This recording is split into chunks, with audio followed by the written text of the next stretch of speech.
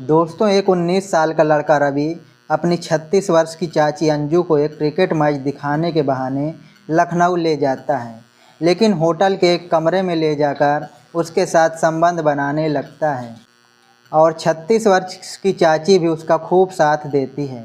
उसके बाद उन दोनों के साथ कुछ ऐसा होता है जिसे जानकर आप चौंक जाएंगे। तो चलिए बिना देरी किए कहानी शुरू करते हैं। यह कहानी सीतापुर ज़िले के एक छोटे से गांव में रहने वाले 19 साल के रवि की है। रवि एक जिंदा दिल और उत्साही नौजवान होता है जिसे क्रिकेट का बहुत शौक़ होता है। उसका सपना होता है कि वह एक दिन स्टेडियम में जाकर अपने पसंदीदा क्रिकेट मैच को लाइव देखे। रवि के घर में उसके माता पिता, चाचा चाची रहते थे। उसकी चाची अंजू जो 36 साल की थी, उसे भी मैच देखने का बहुत शौक़ होता है। पिछली बार जब क्रिकेट का सीज़न चल रहा था, रवि ने अपने चाचा चाची से कहा, चाचा चाची इस बार लखनऊ में एक बड़ा मैच होने वाला है, क्या हम लोग स्टेडियम में जाकर मैच देख सकते हैं।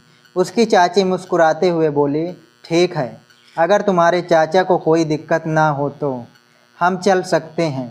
उसके चाचा जो उस समय अखबार पढ़ रहे थे, हंसते हुए बोले, अरे मुझे क्या दिक्कत होगी, चलो टिकट बुक करवाते हैं। अगले कुछ दिनों में रवि ने ऑनलाइन टिकट बुक कर दी। मैच वाले दिन सुबह सुबह रवि और उसके चाचा चाची तैयार हो गए। रवि की चाची उस दिन जीन्स और टी शर्ट पहनी हुई थी और बहुत आकर्षक लग रही थी। रवि जब अपनी चाची को देखता है तो देखता ही रह जाता है, क्योंकि उसकी चाची के अभी कोई बच्चा नहीं था, इसलिए वह 36 साल की उम्र में भी 26 की दिखती थी। उनको देखकर रवि के मन में कुछ उथल पुथल होने लगी। उसे समझ नहीं आ रहा था कि अब क्या करे। फिर वह बाथरूम गया और अपने आप को शांत करके स्टेडियम की तरफ निकल पड़े। उनके घर से स्टेडियम जाने में करीब 6 से 7 घंटे लगते थे। सभी ट्रेन पकड़े और निकल पड़े। अब रवि के दिमाग में बस उसकी चाची ही घूम रही थी। उसका ध्यान मैच देखने पर था ही नहीं।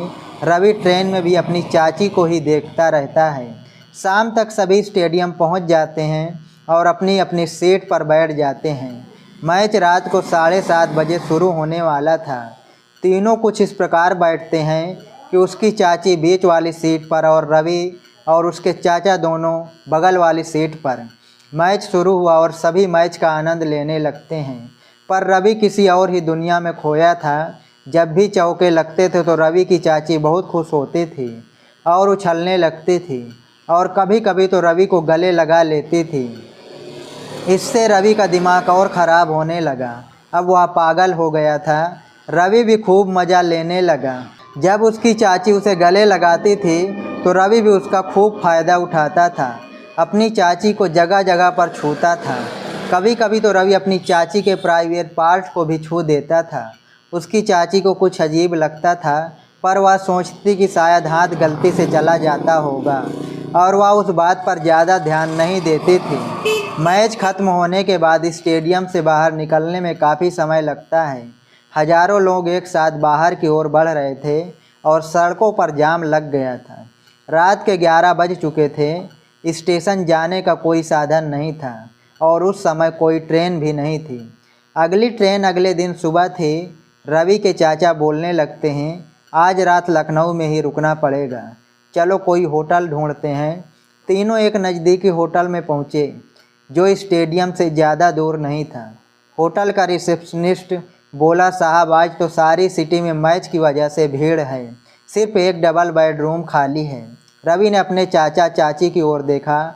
उसकी चाची बोली, कोई बात नहीं, हम तीनों मैनेज कर लेंगे, सुबह तो घर निकल ही जाना है। कमरा छोटा था लेकिन साफ़ सुथरा था। एक डबल बेड और एक सोफ़ा था। तीनों फ्रेश हुए और अपने आप को तरोताज़ा किया। तीनों को भूख भी लगी थी। रात के 11 बज रहे थे। उसके चाचा बोले, तुम दोनों यहीं रहो, तब तक मैं कहीं से खाना लेकर आता हूँ। इतना कहने के बाद उसके चाचा वहाँ से चले जाते हैं और रूम में केवल रवि और उसकी चाची ही रह जाती है। अब रवि को मौका मिल गया था अपनी चाची के साथ कुछ करने का। और इधर जब रवि के चाचा एक होटल में खाना पैक कराने गए तो पता चला कि खाना अभी अभी ख़त्म हुआ है। मैच ख़त्म होने के बाद सभी लोग होटल में ही खा रहे थे। अब वह होटल वाला फिर से खाना बना रहा होता है और बोलता है, साहब थोड़ा देर इंतज़ार कीजिए, जल्द ही बन जाएगा। रवि के चाचा वहीं बैठ जाते हैं और रवि के पास फ़ोन करके बोल देते हैं कि तब तक तुम लोग आराम करो, मैं थोड़ी देर में खाना लेकर आऊँगा। अब रवि को और भी टाइम मिल जाता है। दोस्तों, उसके बाद रवि के अंदर एक शैतान जाग जाता है। वह अपनी चाची से बोलने लगता है, चाची एक बात बताओ, आपकी शादी को कितना दिन हो गया पर आपको एक भी बच्चा नहीं है, ऐसा क्यों? उसकी चाची बोली, या तो ऊपर वाले ही जानते हैं। तब फिर रवि बोला, हमको तो लगता है कि चाचा में ही कोई कमी है, अगर आप कहो तो मैं आपको बच्चा दिला सकता हूँ। अब उसकी चाची जैसे ही यह बात सुनी तब तो वह हैरान रह गई और बोलने लगी, रवि तुम जानते हो ना कि तुम क्या बोल रहे हो, होश में हो ना? रवि अपनी चाची को अपनी बातों में फंसाने लगता है। कुछ देर बाद रवि अपनी चाची को जगह जगह छूने लगता है। अब उसकी चाची बोलने लगी कि नहीं रवि, यह सब गलत है, हमारा रिश्ता वैसा नहीं है कि हम यह सब कर सकें। पर रवि के ऊपर तो प्यार का भूत सवार था, वह मानने वालों में से नहीं था। उसकी चाची भी समझ चुकी थी कि रवि क्या करना चाहता है। वह बोलने लगी कि रवि, मुझे बहुत डर लग रहा है, तुम्हारे चाचा आ जाएंगे। पर रवि बोला, चाची अभी नहीं आएंगे, उनको आने में अभी समय लगेगा।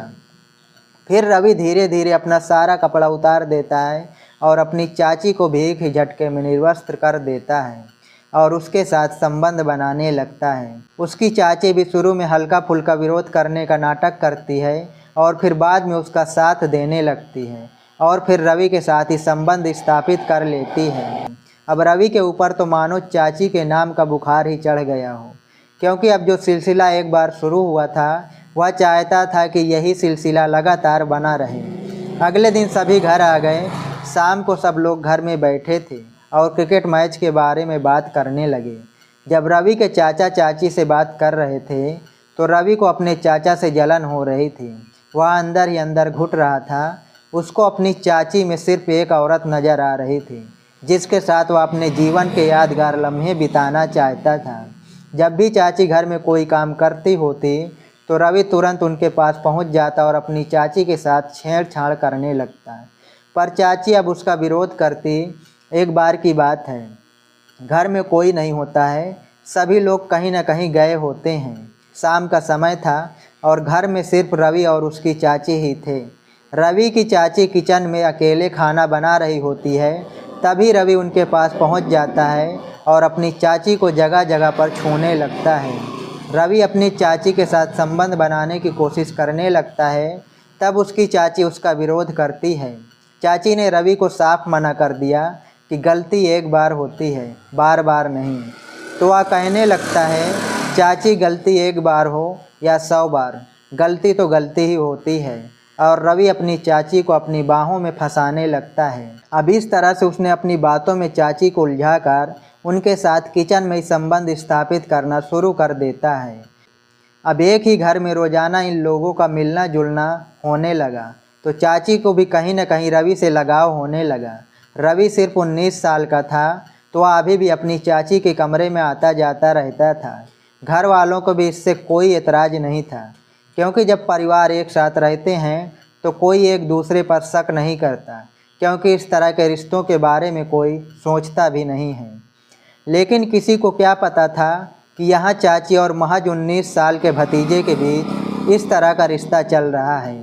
यही सब होते होते लगभग 15 महीने का समय गुजर जाता है।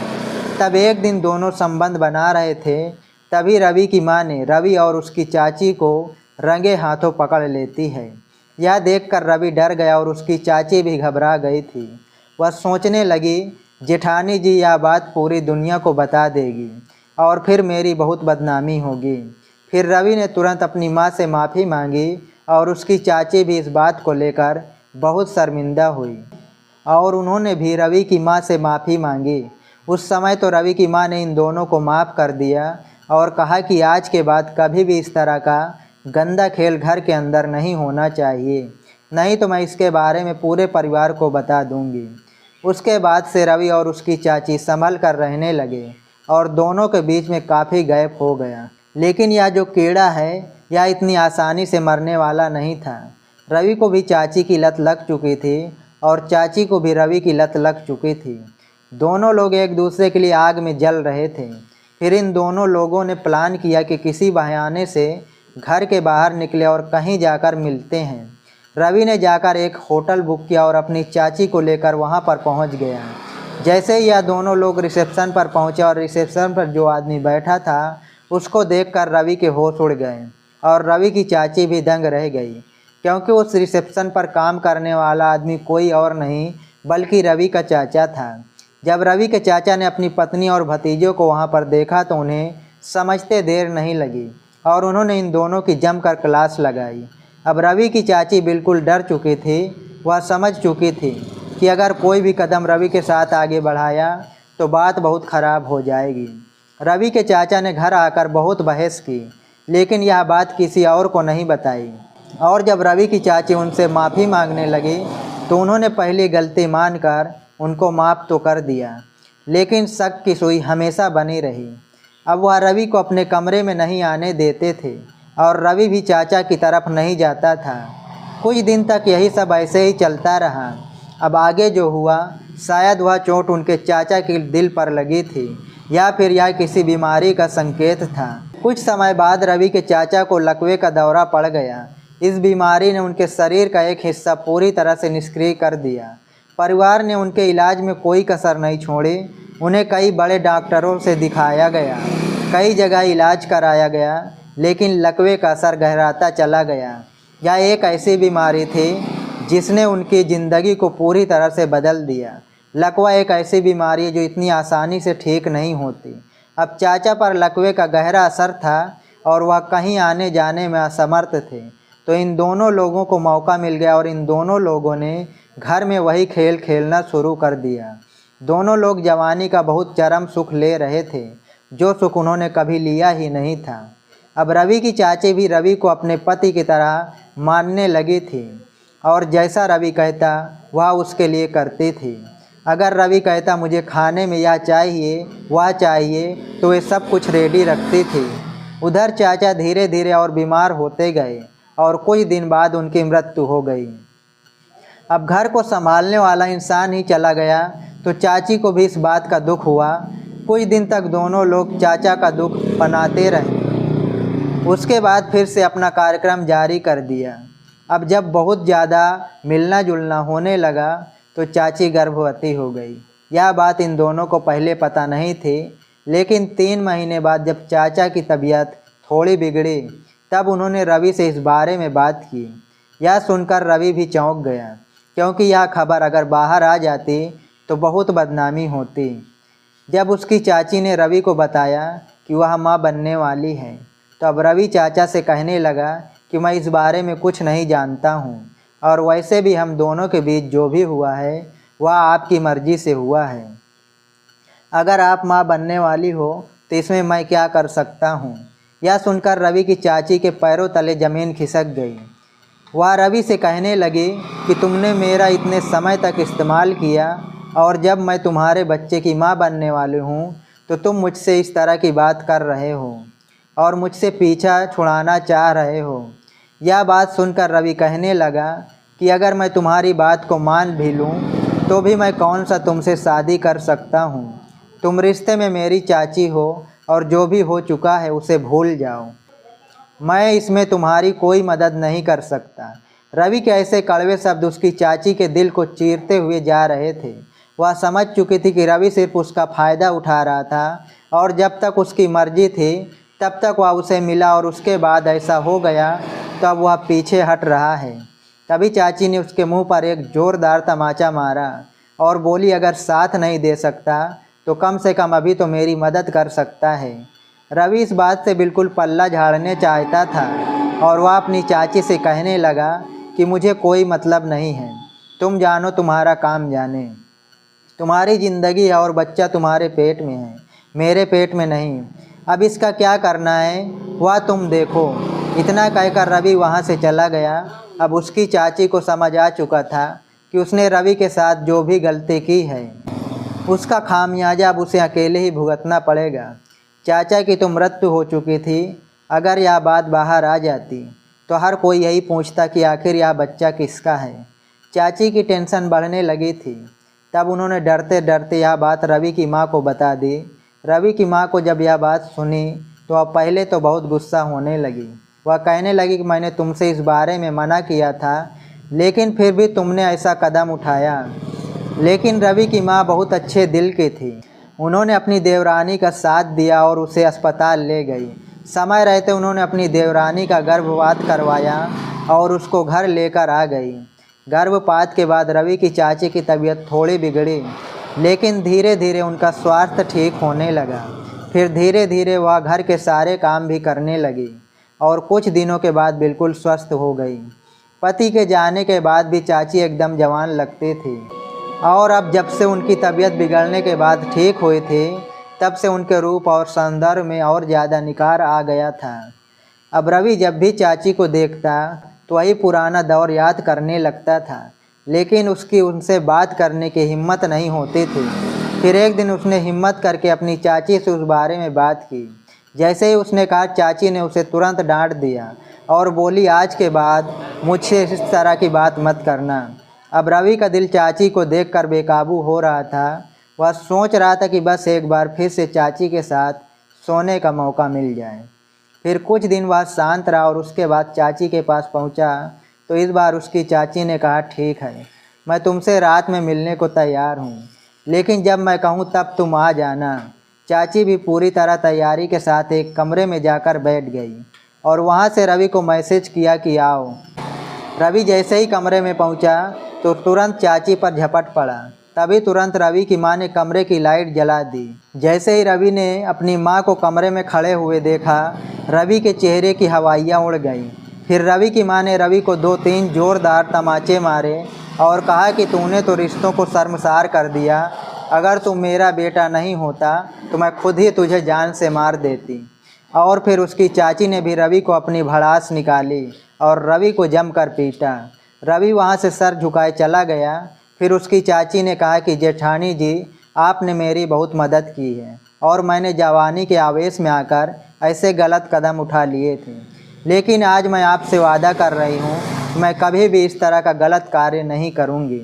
उसके बाद फिर रवि की चाची ने कभी भी रवि से किसी भी तरह की कोई बात नहीं की। कुछ दिनों बाद रवि की भी शादी हो गई। तो दोस्तों, ये थी कहानी आज की। दोस्तों, कहते हैं इस तरह का किसी को लालच नहीं देना चाहिए और इस तरह का कोई काम का नहीं करना चाहिए जिससे कि पीछा छुड़ाना मुश्किल हो जाए। तो इस तरह के काम को करने से बचें। तो आज की घटना के बारे में आप लोग क्या कहना चाहेंगे, कमेंट बॉक्स में ज़रूर बताएं। मिलते हैं किसी नई घटना के साथ, किसी नई वीडियो के साथ। तब तक के लिए नमस्कार, जय हिंद।